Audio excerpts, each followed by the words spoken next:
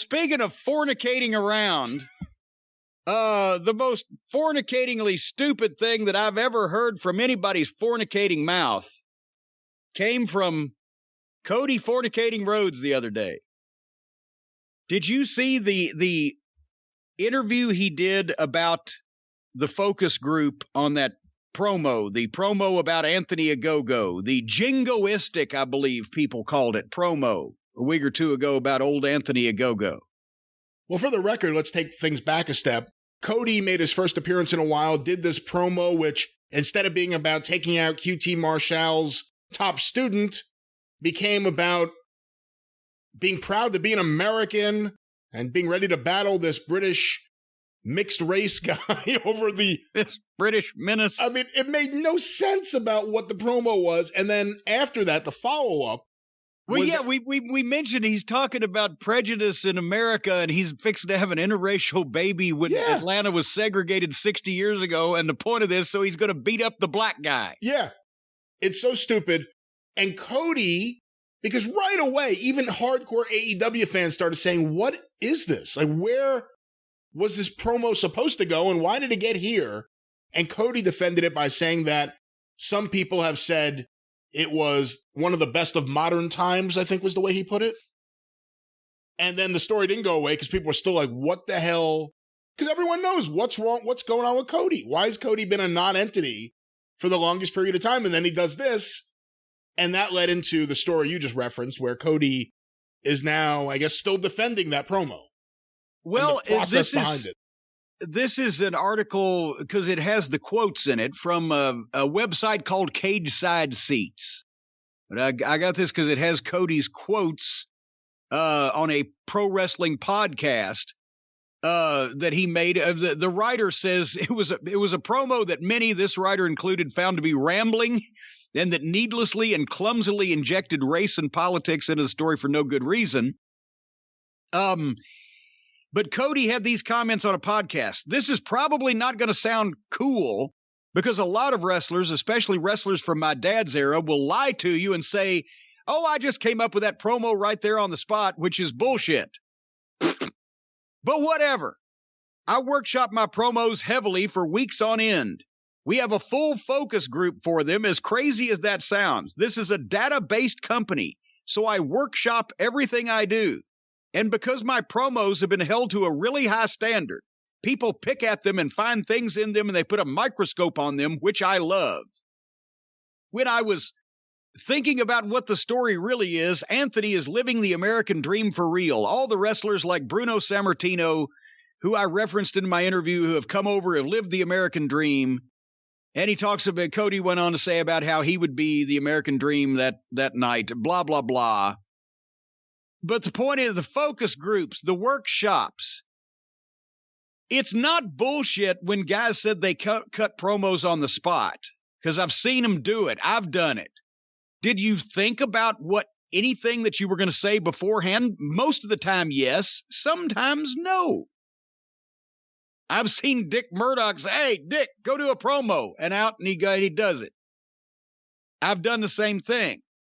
If you cared about what you were doing, and you had any advanced knowledge that you were going to be doing a promo, then you would think about what you were talking about, but you wouldn't sit there and dwell on the exact verbiage. You would have the story in your head, and you would tell it. The most workshopping I ever did was late at night in the car, if I wasn't driving, or even if I was driving with the Midnight Express, I would be thinking about shit that I could say in general terms about whoever we happen to be working with, and or if I knew a stipulation that was coming up, something that might go along. And every once in a while, if I had a good zinger, I'd hit Bobby or Stan or Dennis with it. Like, hey, what do you think if I said blah, blah, blah? That's the workshop. But he said, and I quote, again, I workshop my promos heavily for weeks on end. He did take acting classes, so I guess he learned that word workshop there. Workshop, it's one of the producers in MLW, Alex Greenfield, used the same terminology because he comes from television. Well, you're workshopping here. I said, no, we're just bullshit. But anyway, He also said they have a full focus group for the promos. It's a data-based company, and he workshops everything he does. And the writer says, and I will second this opinion, what sounds crazy to me, and then in the weeks of workshops and focus groups, nobody said, this doesn't really match up with the story you've been telling, and also it's rambling. Oh, and another thing, it's really going to rub some people the wrong way. So now Cody is doing, who's paying for the focus groups, I wonder? Is it Tony Khan? No, focus isn't really his thing. So I do that. Where do you apply to be a part of this focus group? Well, now, Cody has since this time, he seemed like, when you read that quote, he's very proud of himself in the moment. He doesn't think there's anything he's saying that's wrong. He's trying to, as always, sound like he's more intelligent than reality says that he is. And then once reality slapped him in the face with people going, what is this? This is not pro wrestling. Just this quote offends people more than like The Fiend. Yes. Then Cody immediately walked it back. What? Okay, is there an update? Hold on. I have a quote here. This is from Cage Side Seats. That's who you just said you got your article from. Yeah. Send a check, please, Cage Side. Here is this article from Kane Knight. Talks about the earlier this week thing. Here's a new quote from Cody. I'm going to chalk this up to me not knowing what the term focus group means because I woke up this morning to a very large amount of people in my mentions, almost all of them with a Roman Reigns or a Sasha Banks avatar, making fun of me for using the term focus group. I did not focus group this promo. Wait a minute. Hold on. Back up. Just hold on, cowboy. Okay. Let me go back up to this is a quote from Cody Rhodes on Wrestle Buddies Pro Wrestling Podcast. I workshop my promos heavily for weeks on end. We have a full focus group for them, as crazy as that sounds. So now he just said what? This is from a press junket for AEW Double or Nothing. I'll read the quote again. I did not focus group this promo. What I intended to say, and I did not say correctly, so chalk this up to me being a dummy. I work on my promos very hard. And a lot of the old-timers who said, oh, I was just doing it on the fly, I would say they worked on theirs very hard. Whether it be in the gym, whether it be in the car, looking in the rear view. So when it comes to my promos, the process is usually I voice memo it out to the people I trust the most, the legends in our industry, some coaches, and some members of management. Wait a minute. So the voice memo is the thing on your phone where it's like a tape recorder, but you can send it to people, right? Correct, yeah. He's actually doing a promo in a tape recorder just for practice and sending it to people? Dear Dustin, what do you think? Let me know. Yeah, I don't know what he's doing. But let me finish the quote here. Okay, please finish.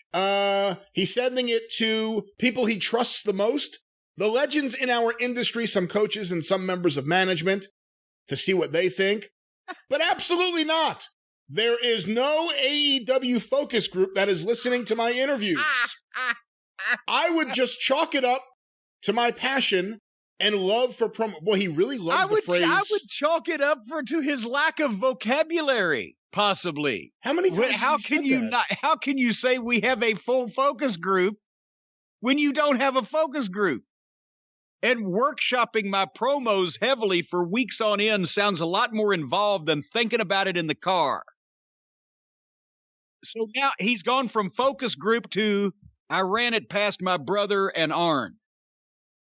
And it's the third time he's used the term chalk up here in this statement, but I would just chalk it up to my passion and love for promos. I got to see a really great working relationship firsthand between Brian Gewirtz and The Rock. And I know that's an incredibly lofty comparison, but it's one to shoot for.